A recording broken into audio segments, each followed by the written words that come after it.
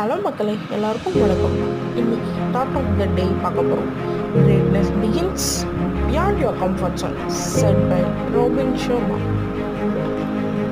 உங்களோட கம்ஃபர்ட் ஜோன்லேருந்து வெளியே வாங்க. நீங்கள் என்ன நினச்சிங்களோ அதோட கிரேட்டாக அச்சீவ் பண்ணலாம்.